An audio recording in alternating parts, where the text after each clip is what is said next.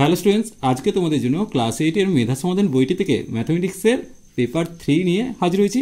চলো অঙ্কগুলো তোমরা দেখে নাও, যেগুলো তোমাদের পরীক্ষাতে খুবই কার্যকরী হবে।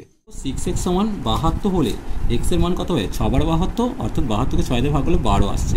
অর্থাৎ বিয়ের উত্তর একটি সমদ্বিভুজের একটি বাহুর দৈর্ঘ্য 4y + 2 সেমি হলে উহার পরিসীমা কত? একে 3 দিয়ে গুণ করে দাও, 3 × 12y + 6, অর্থাৎ কোনটা উত্তর হবে? 12y + 6, মানে এর উত্তরটা সঠিক হবে। একটি নির্দিষ্ট বর্গাকার চিত্রে আঁকতে হলে কি দরকার? একটি বর্গাকার চিত্র আঁকতে গেলে একটি বাহুর দৈর্ঘ্য হলে হবে, কারণ বর্গাকার চিত্রে একটি কোণ সবসময় সমকোণ হয়। অর্থাৎ একটা বাহু যদি আমি পেয়ে যাই, সমকোণ এঁকে বাকি বর্গক্ষেত্র কমপ্লিট করতে পারবো, অর্থাৎ এর উত্তরটা সঠিক। এরপর দেখো, এবিসিডি রম্বসের এসি ও বিডি কর্ণ দুটি পরস্পর ও বিন্দুতে ছেদ করেছে, তাহলে এ ও বি এর মান কত? তাহলে ছবিটা আগে দেখে নিই। তাহলে একটা এবিসিডি সামান্তরিক দিয়েছে, রম্বস দিয়েছে, তাহলে এবিসিডি একটা রম্বস আঁকছি, এ বি সি ডি। তাহলে এসি কর্ণ আর বিডি কর্ণ পরস্পর ও বিন্দুতে ছেদ করেছে। এবার এখানে কোনটা দিয়েছে? এখানে তো দিয়ে আছে এ ও বি কোণ। এ ও বি কোণের মান চেয়েছে। এ ও বি কোণ দেখো, আমরা জানি যে রম্বসের কী হয়, কর্ণ দুটি পরস্পরকে সমকোণে সমদ্বিখণ্ডিত করে। তাহলে এখানে প্রত্যেকটা কোণই 90 ডিগ্রি করে। তাহলে এ ও বি কোণের মান হলো 90 ডিগ্রি, অর্থাৎ এখানে সি এর উত্তরটা সঠিক হবে। এরপর দেখো, 7 × 18কে -5/6 অনন্য দিয়ে গুণ করলে গুণফল কত হবে? 7 × 18 আর -5/6, তাহলে 7 × 18 আমি লিখে নিলাম, গণিত -5/6 অনন্য কত হবে? -6/5 হবে। এর অনন্য বলেছি, তাহলে এখানে আমি গুণ করছি -6/5 দিয়ে। 3 × 6 = 18, তাহলে পেয়ে গেলাম -7/15, অর্থাৎ এখানে কোন উত্তরটা সঠিক হবে? ডি এরটা। এরপর দেখো, 1225 সংখ্যাটিকে ক্ষুদ্রতম কোন সংখ্যাতে গুণ করলে গুণফল পূর্ণ ঘন হবে? তাহলে 1225কে আমি ভেঙে দেখব যে পূর্ণ ঘন কিনা। তাহলে 1225কে আমি প্রথমে লিখছি, তাকে আমি উৎপাদক বিশ্লেষণ করছি। তাহলে 5 × 2 = 10, তাহলে 5 × 2 = 10, 5 × 4 = 20, 5 × 5 = 25, 5 দিয়ে করলে 5 × 4 = 20, 5 × 9 = 45, এরপর 7 × 7 = 49। তাহলে দেখো, এটাকে আমি লিখতে পারি 5² গুণিত 7² হিসেবে। এখানে একটা 5-এর অভাব আছে, তাই 5 দিয়ে গুণ করতে হবে। একটা 7-এর অভাব আছে, তাই 7 দিয়ে গুণ করতে হবে, অর্থাৎ 35 দিয়ে এটাকে গুণ করলে তবে এটা পূর্ণ ঘন হবে। তাহলে এখানে সি এর উত্তরটা সঠিক। এরপর দেখো, 10,648 ইহার ঘনমূল চেয়েছে। তাহলে 10,648-এর ঘনমূল বের করতে হবে। তাহলে প্রথমে 10,648কে আমি ভাঙবো। 10,648 2 দিয়ে ভাঙলে 5 × 10, 3 × 6, 2 × 4, 4 × 8, আবার 2 দিয়ে করছি, 26 × 52, 6 × 12, 2 × 4, 2 দিয়ে করছি 13, 31, 11 দিয়ে করছি, এখানে কত হবে? 11 × 1 = 11, 2 1, 11, 11। তাহলে এখান থেকে আমি একটা 2 পেলাম, এখান থেকে একটা 3 পেলাম, 11 পেলাম। তাহলে এদের দুটো গুণ করলে 11 × 2 = 22 অ্যান্সার হলো, অর্থাৎ 10,648 22-এর ঘনমূল। তাহলে এখানে 10,648-এর ঘনমূল হলো 22। এবার দুটি সরলরেখা পরস্পরকে ছেদ করলে যে দুই জোড়া বিপরীত কোণ তৈরি হবে, তাদের প্রতিজোড়া পরস্পর কী হবে? সমান হবে, অর্থাৎ এর উত্তরটা ভেদকের একই দিকের অন্তস্থ কোণ দুটির পরিমাপের সমষ্টি কত উত্তর হবে? 180 ডিগ্রি। এটা তোমরা সকলেই জানো, এটা বইতেও আছে। দেখো, এরপর একটা ভালো অঙ্ক দিয়েছে, এই অঙ্কটার মান নির্ণয় করবো। চলো দেখো, সম্ভবত এখানে 0 নয়, এর মানটা চেয়েছে হবে। চলো দেখি। তাহলে প্রথমে আমি 2টা কমন নিয়ে a - 1/a করলাম, আর এই 1টাকে এইদিকে পাঠালাম। তাহলে বা দিয়ে a - 1/a = -1/2 পেয়ে গেলাম।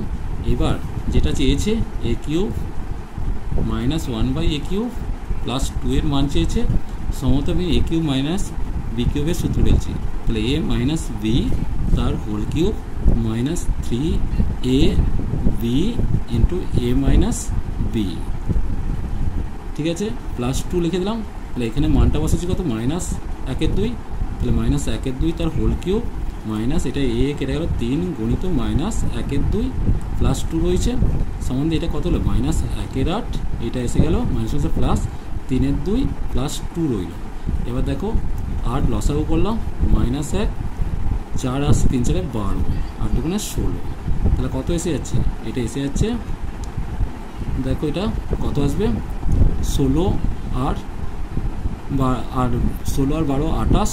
তাহলে 28 থেকে 1 বাদ দিলে এটা প্লাস আসবে, 27/8 আসছে, কিন্তু এখানে কোনো অ্যান্সারই আসছে না। তো এই অঙ্কটা সম্ভবত ভুল আছে। আমি আমার মতো অ্যান্সারটা করলাম। এ মাইনাস বি তার whole cube plus 3ab into A minus B. সূত্রটা ভুল করেছি, সরি এখানে সূত্রটা ভুল করেছি। এ মাইনাস বি তার whole cube plus 3ab into A minus B, এখানে প্লাসটার জন্য সমস্যাটা আসছে, এখানে প্লাসটা করলাম, এখানে মাইনাস করলাম। তাহলে আমি পেয়ে গেলাম কত, -13 প্লাস 16/8 সমান দিয়ে প্লাস 3/8। তাহলে ডি এর উত্তরটা সঠিক হবে। এরপর দেখো 10 জন লোক একটি কাজ 15 দিন একটি গ্রামে 3/7 সারান, যদি আরও 10 জন লোক লাগে তবে রাস্তাটি বাকি অংশ সারাতে কতদিন সময় লাগবে? দেখে নাও সম্পর্কটি দেখি জন, রাস্তা ও দিন। তাহলে 30 জনে 3/7 রাস্তা করছে 15 দিনে, 10 জন এক্সট্রা এসেছে তাই 40 জন বাকি কাজ মানে 4/7 করবে কত দিনে? এবার দেখো জন বাড়লে দিন কমবে অর্থাৎ ব্যস্ত সম্পর্ক, তাহলে ভগ্নাংশ কী হবে? ব্যস্ত হলে 30/40 লিখব অর্থাৎ 3/4 পেলাম। এখন রাস্তা বাড়লে দিন বাড়বে অর্থাৎ সরল সম্পর্ক, তাহলে ভগ্নাংশ কী হবে? 4/7/3/7। দেখো লিখেছি 7 কেটে গিয়ে 4/3 পেলাম। তাহলে নির্ণয় দিন কত হবে না 15 গুণিত দুটো ভগ্নাংশ, কাটাকাটি করলে কত 4 কাটলো 3 কাটলো, তাহলে আমি পেয়ে গেলাম 15 অর্থাৎ 15 দিন সময় লাগবে। এরপর দেখো 480 টাকার 200% কত টাকা? এটা সহজ অঙ্ক। দেখো প্রথমে আমি লিখব 480 টাকার কত বলেছে 200%, 480 টাকা 200% চেয়েছে, তাহলে এখানে 200% করলাম, সমান দিয়ে 480 গুণিত 200/100 করলাম, দুটো শূন্য কাটিয়ে দিলাম, তাহলে 960 টাকা পেয়ে গেলাম। অর্থাৎ এক্ষেত্রে উত্তর হবে বিয়েরটা। এরপর দেখো 37.8 লিটারের 110% সমান কত লিটার? তাহলে 37.8 লিটার প্রথমে লিখে নিলাম। 37.8 লিটারের 110% বলেছে, তাহলে 37.8 গুণিত 110/100 করলাম, একটা শূন্য কাটলাম। এবার 378 যদি 11 দিয়ে গুণ করি কত পাবো দেখে নিচ্ছি। 378 11 দিয়ে গুণ করলে 8 সাথে 15, 7 3 10 আর 11 4, তাহলে 4158 অর্থাৎ 4158/10 আছে, এখানে দশমিক আছে, সমান দিয়ে দশমিক আরও এক ঘর এগোবে অর্থাৎ 41.58 লিটার পাবো।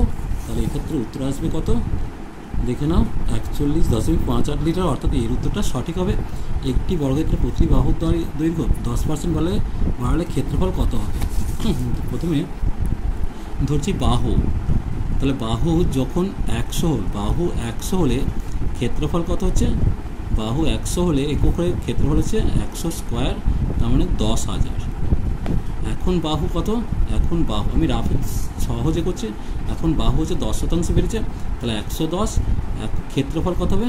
তাহলে ক্ষেত্রফল সমানে 110 স্কোয়ার, তার মানে 121 দুটো শূন্য বর্গ একক। তাহলে ক্ষেত্রফল বৃদ্ধি কত? ক্ষেত্রফল বৃদ্ধি, তাহলে বৃদ্ধি সমান কত হবে? 12,100 মাইনাস 10,000 সমান দিয়ে এসে গেল 2100। তাহলে শতকরা কত হবে? শতকরা বৃদ্ধি সমান কত আসছে? লাইন টানলাম 2100/10,000 গুণিত 100। দেখো নিচের 4টে শূন্যর সাথে কাটিয়ে দিলাম, সমানে 21 বর্গ একক, অর্থাৎ শতকরা ক্ষেত্রফল বৃদ্ধি 21 হবে। এর উত্তরটা সঠিক। এরপর দেখো রতনবাবুর বেতন প্রথমে 20% বৃদ্ধি পেয়ে 20% হ্রাস পেল, তাহলে তার বেতন কত হবে? তাহলে আমিনা বিবির অঙ্কের মতো। চলো প্রথমে রতনবাবু 100 টাকা বেতন পেত, তাহলে প্রথমে রতনবাবু 100 টাকা বেতন পেত, তাহলে 20 টাকা বৃদ্ধি, তাহলে 20% বৃদ্ধি আছে, তাহলে এখন কত বেতন পাচ্ছে? 120 টাকা। এবার এখান থেকে 20% হ্রাস হচ্ছে, 20% হ্রাস, তাহলে হ্রাস পেলে কতটুকু বেতন কমছে আগে দেখব।